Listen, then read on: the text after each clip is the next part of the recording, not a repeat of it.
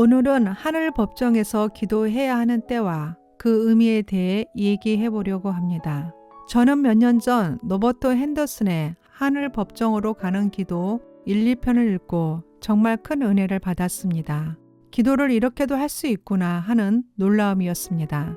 우리가 익숙한 기도의 모습은 하나님께 간구하고 말씀을 선포하며 영적 전쟁을 치르는 방식입니다. 그런데 하늘 법정에서의 기도는 하나님을 재판장으로 모시고 마귀의 참소에 대응하며 영적 소송을 통해 하나님의 공의로운 판결을 구하는 기도였습니다.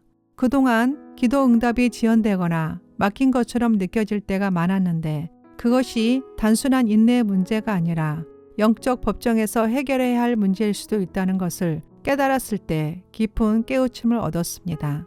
하나님께서 이미 우리를 위해 준비하신 응답이 있는데 마귀가 우리를 참소하며 그 축복을 가로막고 있다는 사실을 알고 나니 기도를 바라보는 시각이 완전히 달라졌습니다.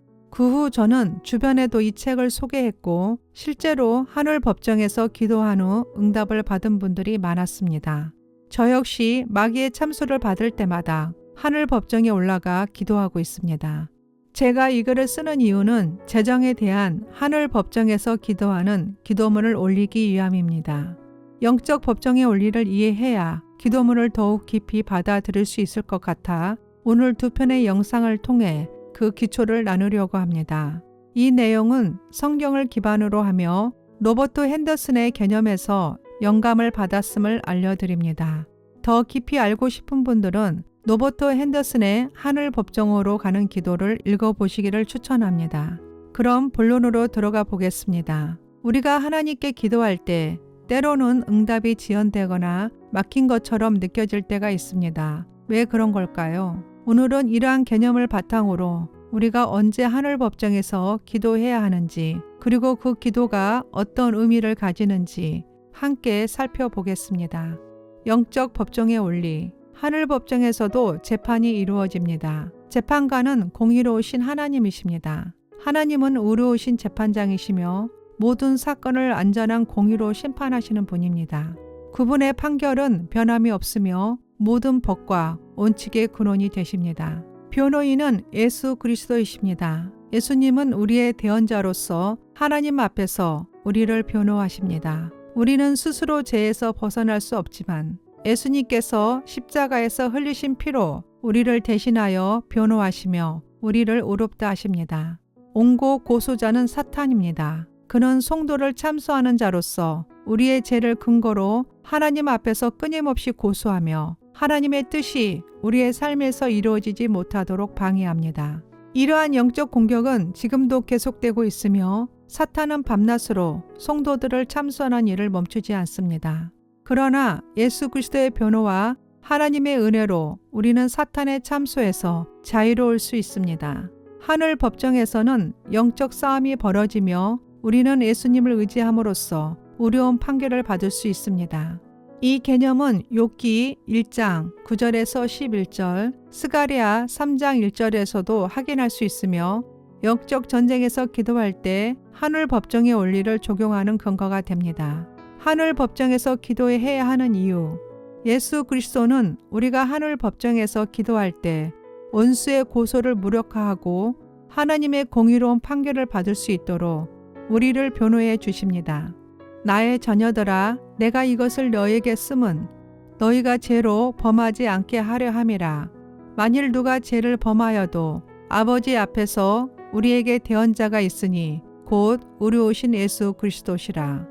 하지만 우리가 간절히 기도했음에도 불구하고 응답이 없거나 지연됐다면 이는 마귀가 하늘 법정에서 우리를 고소하고 있기 때문일 수 있습니다. 성경에도 이러한 원리가 나타나 있으며 마귀는 성도들을 참소하며 하나님의 뜻이 이루어지지 못하도록 방해합니다. 이럴 때 우리는 영적 법정의 원리를 따라 올바르게 기도해야 합니다. 예수님의 중보와 하나님의 공의로운 판결을 의지하며 믿음으로 나아갈 때 우리는 원수의 고소를 이기고 하나님의 뜻을 온전히 이루는 삶을 살 수 있습니다. 그렇다면 어떤 상황에서 우리는 하늘 법정의 원리를 따라 기도해야 할까요?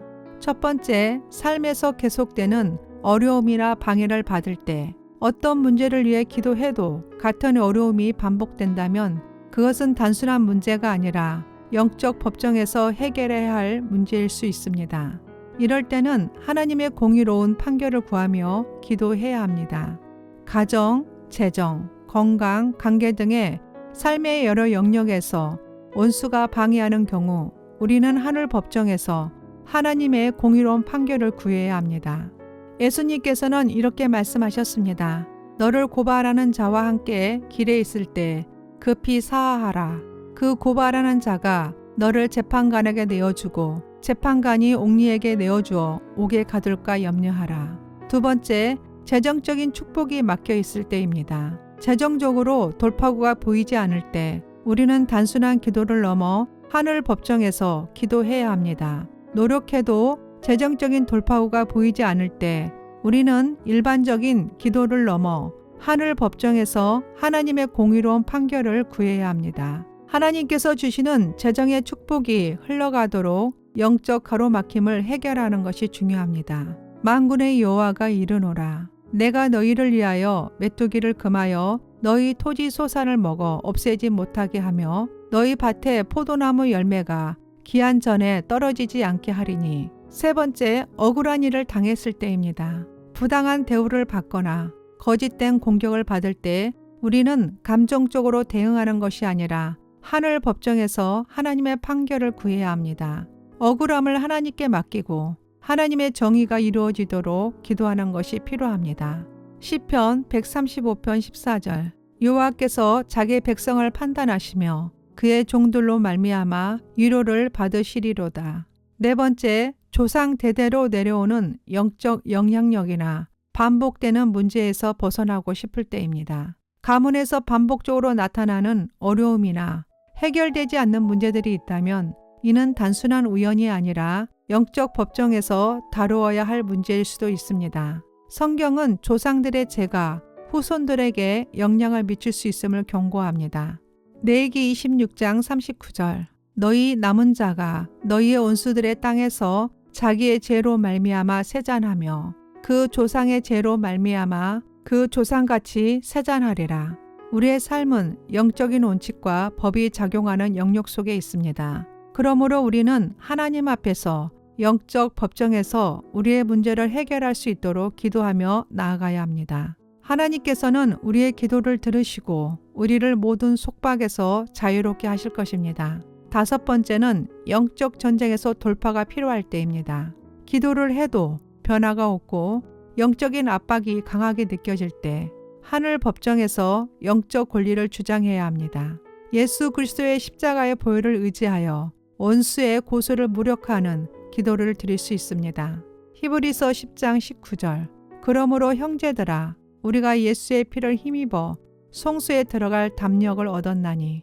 결론입니다. 하늘 법정에서의 기도는 영적 싸움에서 승리하는 강력한 방법입니다. 하나님은 공의로운 재판관이시며 예수님은 우리의 변호인이 되어주십니다.